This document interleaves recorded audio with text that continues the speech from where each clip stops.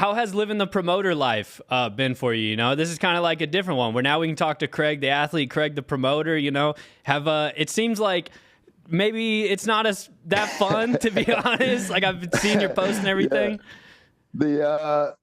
The tables have turned, I'd imagine. It was much easier for the last show to just villainize you guys, villainize ADCC, and now the tables have turned. I remember Mo was laughing, like he was like, yeah, you'll see. And yeah, definitely now I do see. It is difficult with the athletes, and it's difficult because like me as the sort of like the figurehead of the organization, there's a lot of like phone calls they want to make to me, and I'm like, yeah, like I'm not needed in this, but like obviously they want you to be the one talking to them about it and stuff. So it's like trying to navigate how best I can use my time while also not going insane and finding time to train myself, because some people think the Gable Stevenson match will be easy.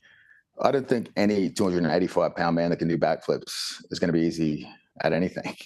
So it's like the Gabi match was like, I knew what was going to happen. The Gable one's like, man, I better not get my spine broken sacrificing myself for this promoting of the sport, you know? Mm-hmm. Yeah, it sounds like we're almost getting closer to maybe the next evolution is like corporate Craig, you know, maybe you come back into flow, be a corporate guy, because taking meetings that like you have no business or even need to be in at all, that's like pretty solid corporate stuff. Like you're kind of ahead of the curve already. Yeah, I mean, like it is difficult. Like honestly, I'm trying to promote every athlete, and it's like I hope they appreciate the efforts and the lack of self-respect I have in doing that. But I thought like a unique way to like promote everyone was like, and this was like 60 days out. I was like, what do we got? 40 athletes?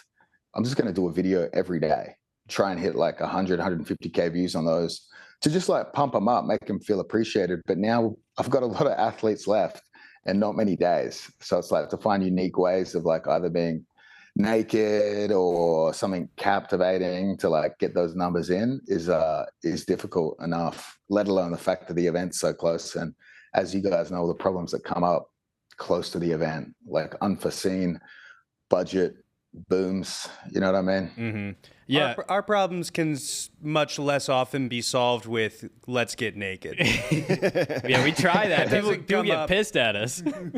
That keeps me out of the corporate life, I imagine. I'm in this area where I can market an event, but no corporation would really want to associate with my form of marketing. Like with the latest Laranja video, we really pushed the envelope of what's acceptable in promoting a match.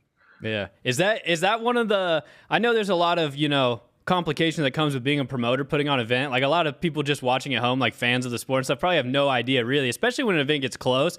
It does just feel like everyone goes crazy for some reason, from athletes to like behind the scenes employees of companies putting on events. They literally just go nuts and everyone starts freaking out about every little thing. But is one of the fun things for you still getting to kind of make some of this kind of crazy content, like the Hinata Laranja piece you guys dropped and everything? Is that like a silver lining, I guess?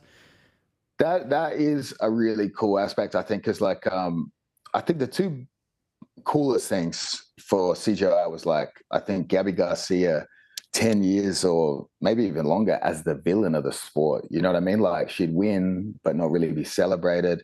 So like in terms of like how we marketed her, how we got her to lean into the jokes, but also she's actually a pretty good actress. So a lot of people believe that she was maybe upset about things. And then ultimately she lost to me, but then the crowd celebrated her. And I think it was the first time she'd ever really been celebrated in the sport. So yeah, like that aspect of the promoting is awesome. And then again, like bringing Laranja back, like he'd been gone for so long, but like I loved his sense of humor and I thought he would be the perfect piece of the puzzle for the me and Gabi match. So to see him be celebrated and then to have the opportunity to bring him back again for this one, but we had to be a bit more creative. You know what I mean? Like Gabi's just so easy to, I wouldn't say work with.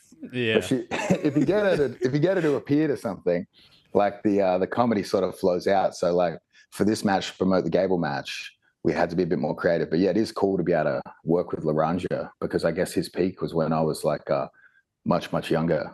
Is he going to be on the mic this time around for CGI 2 as well? He's scary in a live environment because you don't know what he's going to say. You know what I mean? But we will have him there. We'll have him there in some capacity. Like I think like interviewing athletes. Like I'd love him to ultimately interview Gable.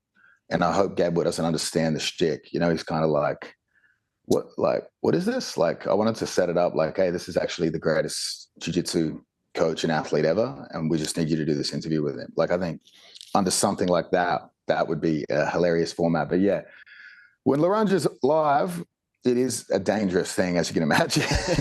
Yeah.